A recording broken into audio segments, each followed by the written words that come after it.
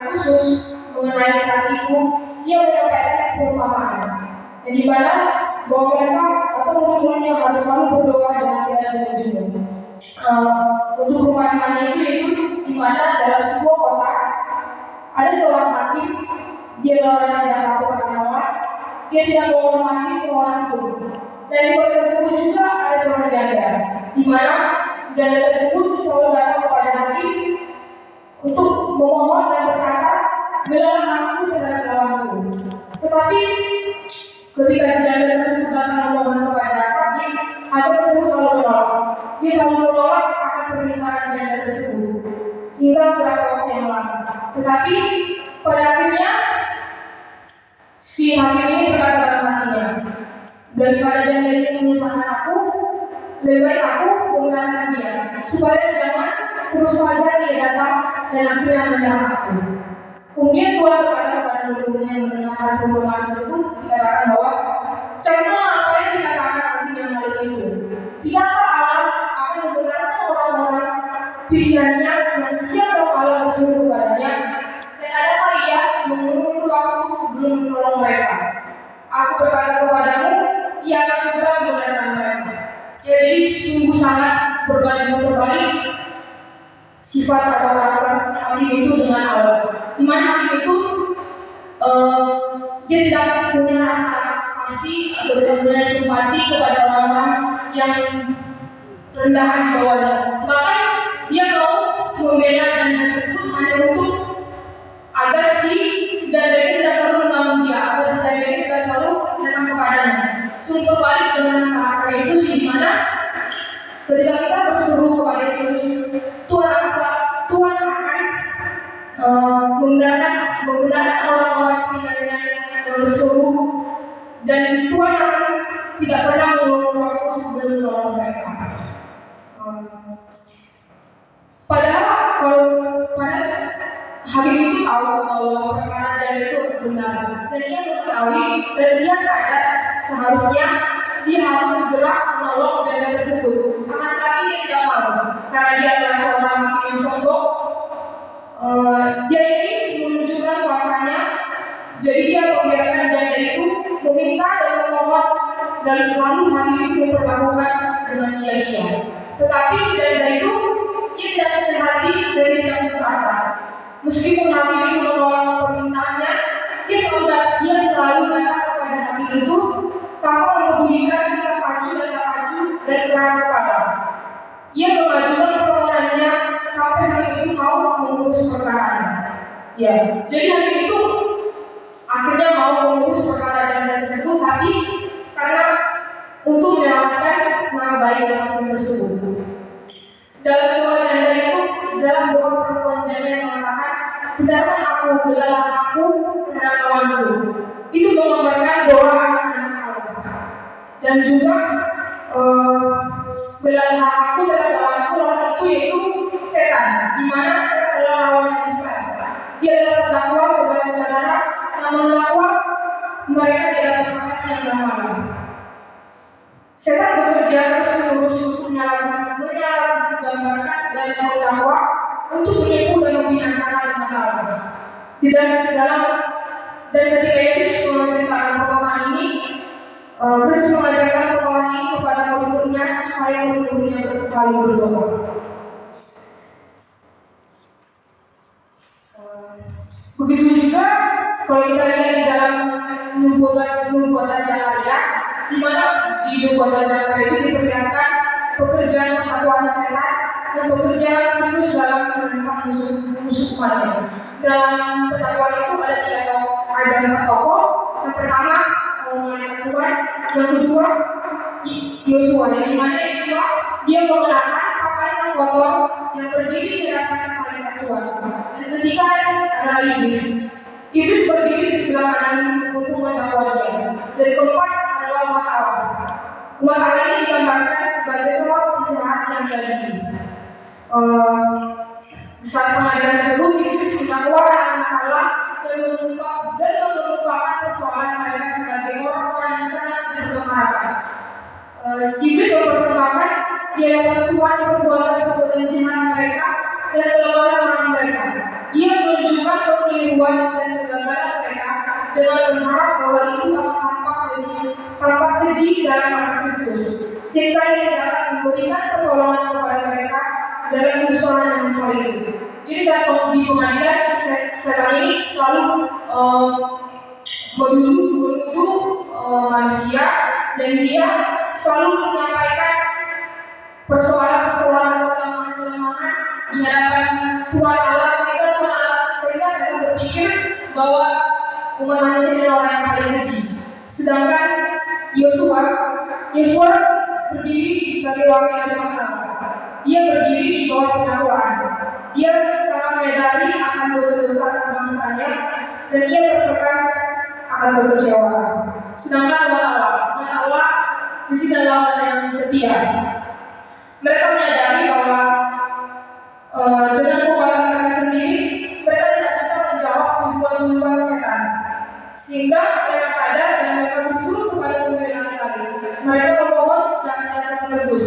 Dan dengan penuh keyakinan, anak-anak Tuhan bersuruh kepadanya supaya menghentikan perbuatan setan dan menggagalkan perbuatannya. Sedangkan mereka Tuhan berkata kepada iblis, Tuhan kiranya memberkati engkau, hai iblis. Tuhan yang memberi Yerusalem, kiranya menghati engkau, bukankah dia ini buntung yang melarikan dari api? Ketika setan berusaha menutupi mata Allah dengan kegelapan dan menghancurkan mereka, Kristus campur tangan. Walau mereka telah berdosa, Kristus telah memikul kesalahan dosa-dosanya atas jiwanya sendiri. Ia telah memikul bangsa itu sebagai puntung dan kaki.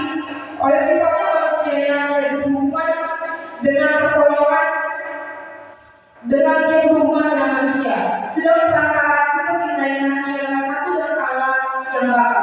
Pertolongan dibawa dan menjangkau jiwa-jiwa yang binasa, musuh telah dihati.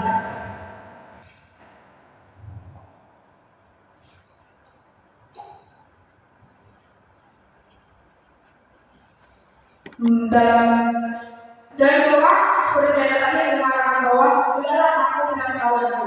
Di sini lawanku ini bukan hanya dalam berlaku kepada setan, tetapi kaki tangan yang masuk untuk menyalahgunakan untuk mencobai dan untuk membinasakan umat Allah. Orang yang memutuskan dengan mendukung Allah akan mengerti dari pengalaman bahwa mereka mempunyai lawan yang dikendalikan oleh suatu kuasa dari bawah.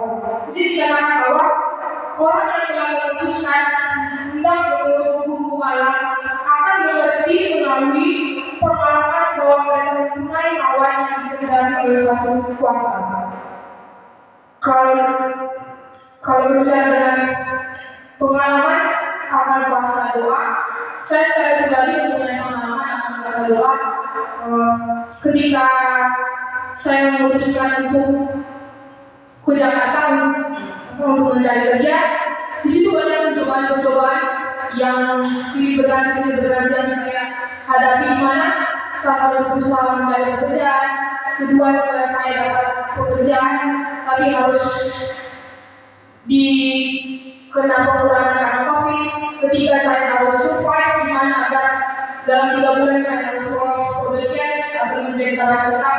Keempat, di mana saya harus survive setelah saya karyawan tetap, di mana saya harus memahami teman-teman saya. Mungkin ada teman-teman di kantor ada yang menginginkan kita atau ingin tidak pada saya. Di situ saya banyak percobaan yang saya alami hingga saya bisa survive dan berdiri 3 tahun ini di Jakarta itu karena yang pastikan kuasa doa. Kebetulan sebelumnya saya akan ngomong bersama teman saya dari orang. Kita lulusan dari UNAI yang punya pengalaman atau berjuang sama seperti saya yang dari kampung yang berjuang ke Jakarta, harus mencari kerja, harus mencari uang untuk menghidupi. Di situ kita bersama-sama pagi-pagi kita buat renungan pagi, malam-malam kita juga buat renungan malam. Maka kita ada satu waktu buat berantai hanya untuk mencari pekerjaan. Dan saya punya teman saya itu, saya perhatikan dia itu kalau ada masalah yang sedikit, dia itu selalu berdoa. Sedangkan saya memang saya punya suatu masalah, tapi kadang-kadang akan mencuekan saya itu saya lupa berdoa dengan tekun. Berbeda dengan teman saya ini, dia sangat dia punya panik attack dan sangat panik, tapi dalam kepanikan itu dia bisa menggunakan doa untuk menghilangkan kepanikannya. Sedangkan saya, karena saya punya orang yang punya sifat bodoh amat, kadang-kadang saya minta untuk berdoa untuk menyelesaikan masalah tersebut. Dan setelah saya perhatikan teman-teman ini dong, karena kalau ada masalah ini dia mau nangis dia berdoa. Dan dari situ saya pelajari, ternyata kuasa doa itu. Dan sehingga karena saya melihat teman saya itu, saya benar-benar tekun untuk berdoa hingga di 1,5 tahun ini baru saya mendapatkan pekerjaan yang saya bisa menjadi karyawan tetap, yang bisa saya tidak perlu panik lagi akan PHK atau apa lagi sehingga saya benar-benar mempunyai anugerah tersebut. Jadi benar-benar kita katakan bahwa kalau kita memutuskan untuk menurut hukum Allah, pasti kita akan merasakan pengalaman akan kuasa Tuhan tersebut. Bila timbul pencobaan apapun yang tidak dapat diterangkan, janganlah kita mengizinkan kedamaian yang kita berusaha. Betapapun tidak adil yang tidak diperlakukan, janganlah nafsu amarah timbul. Mungkin tidak bisa dipungkiri kita sebagai manusia, kalau ada masalah atau ada pencobaan, pasti kita langsung mencari masalah dulu untuk kita selesaikan karena kita merasa tidak mampu. Seharusnya kita mencari orang yang bisa menyelesaikan masalah itu untuk menyelesaikan masalah, tapi tidak kembali, malah kita mencari masalah dulu. Seharusnya kita mencari masalah, dan mencari orang yang akan menyelesaikan masalah itu, yaitu Yesus. Kita tahu bahwa hanya Yesus yang dapat menyelesaikan masalah kita. Kadang-kadang karena kita mencari masalah dulu, karena kita mencari masalah kita bingung, bahkan kedamaian yang harus ada pada diri kita itu dapat dirusak oleh masalah tersebut. Dan juga kadang-kadang kita juga ketika ada masalah atau pencobaan dalam diri kita mempunyai nafsu amarah kita langsung timbul. Dan juga ketika kita mempunyai masalah, kita langsung menjaga sifat kita sehingga kita mencederai kita sendiri. Padahal jika kita merusakkan keyakinan kita sendiri kepada Allah, kita akan mendudukan Roh Kudus. Di sini kita ada seorang saksi, seorang juru kabar surga yang akan menyampaikan dari kita suatu ukuran atau lawan musuh. Jadi ketika kita ada masalah atau pencobaan, kita harus tahu di samping kita itu bakalan ada seorang saksi yang akan mengangkat kita, mengangkat pencobaan-pencobaan kita. Sehingga kita gak perlu lagi mencari apa sih masalah kita yang membuat kita mengalami pencobaan ini. Seharusnya kita harus mencari Yesus dulu yang akan menyelesaikan masalah kita di sana. Kemudian di sini berkata, Tuhan berkata, berserulah kepadaku pada kesesatan. Ia mengundang kita untuk mempersembahkan kepadanya kebutuhan dan keperluan kita dan kebutuhan kita akan pertolongan yang lain. Ia memohon kita supaya segera berdoa. Begitu kesulitan timbul, kita harus mempersembahkan kepada Dia permohonan kita yang sudah ikhlas. Ya kalau kita lihat, berarti itu sangat baik. Padahal kita yang punya masalah, kita yang punya beban. Seharusnya kalau secara manusia, kalau kita ingin orang lain membantu kita dalam menyelesaikan masalah, pasti kita harus mempersembahkan ini saya kasih tolong untuk membantu masalah saya. Tapi Tuhan hanya minta kita bersungguh kepada Dia dan berdoa, mengundang Dia untuk mempersembahkan kepada yang kebingungan dan keperluan kita. Hanya Tuhan gak meminta persembahan yang mewah kita bawa kepadanya, tapi Tuhan hanya minta berseru kepadanya dalam berdoa yang dengan tulus, sehingga persoalan atau percobaan yang kita alami akan dapat diselesaikan. Dan di sini juga dikatakan bahwa Tuhan mengizinkan percobaan agar kita dapat dibersihkan dari keduniawian, dari sifat mementingkan diri, dari hati yang kasar dan tidak menyerupai Kristus. Ya mungkin kalau dalam diri kita tidak ada pencobaan, mungkin kita mempunyai sifat sombong dan sifat tamak. Karena kita nggak pernah merasakan pencobaan, kita mikir, ya saya mampu berdiri sendiri di dunia ini, saya mampu merasakan pekerjaan. Tapi dengan adanya kita dapat dibersihkan dari keduniawian. Dan jalan satu-satunya untuk menyelesaikan pencobaan-pencobaan kita yaitu dengan berdoa. Kita harus berdoa dan bertekun kepada Tuhan. Seperti yang dikatakan bahwa Tuhan tidak akan pernah memberikan pencobaan-pencobaan melewati batas kemampuan. Jadi pasti Tuhan tahu semana batas pencobaan-pencobaan yang diberikan kepada kita. Dan cara menyelesaikannya yaitu dengan doa. Kemudian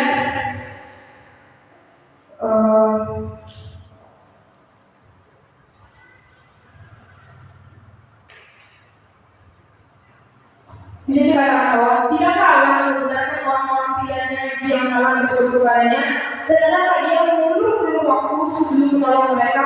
Aku berkata kepadamu, Ia akan segera membenarkan mereka. Sebab itu, janganlah melepaskan kepercayaan karena besar upaya penantian. Sebab kita memerlukan keturunan supaya sudah kita melakukan kehendak Allah, kita memperoleh apa yang dijanjikan itu. Karena sedikit, bahkan sampai sedikit waktu lagi, Tuhan akan datang sudah ada tanpa menangguhkan kedatangannya. Jadi dikatakan bahwa Tuhan akan membenarkan orang-orang pilihannya berseru kepadanya. Jadi di sini marilah kita untuk mempersiapkan diri kita untuk menanti kedatangan Yesus. Karena dikatakan bahwa tidak lama lagi dan sama sendiri waktunya kita harus siap ketika kedatangan Yesus yang kedua kali. Dan sebagai kesimpulannya, ajakan dan kesimpulan yang saya bawakan pada malam hari ini, yang pertama, jangan pernah meninggalkan doa dalam keadaan apapun. Yang kedua, anak-anak Allah tidak akan ditinggalkan sendirian atau tanpa pertemanan, karena ada satu alat yaitu doa yang menggerakkan dengan yang maha kuasa. Ketiga, marilah kita menyerahkan diri kita kepada pelayanan, karena jika kita menyerahkan diri kita tidak akan pernah ditempatkan dalam kehidupan di mana Allah tidak mendapat persediaan. Dan keempat, apapun tujuan kita mempunyai seorang penasihat. Apapun persoalan kita, kehidupan maupun kesediaan kita mempunyai sahabat yang bersempati. Jika dalam kebodohan kita salah langkah, Yesus tidak meninggalkan kita. Suaranya jelas dan tegas terdengar berkata, "Akulah jalan kebenaran dan hidup." Dan terakhir, kesimpulan terakhir, dikatakan bahwa dunia semakin berani dalam pelanggaran terhadap hukum. Dunia semakin jahat, tandanya waktu sudah dekat. Mari kita mempersiapkan diri kita, mari kita berdoa sambil menunggu kedatangan Tuhan hingga menjadi jiwa yang bertobat. Jangan bertangguh, jangan tunggu lama, mari kita berdoa. Demikianlah firman Tuhan yang saya bawakan pada malam ini. Terima kasih, Tuhan memberkati.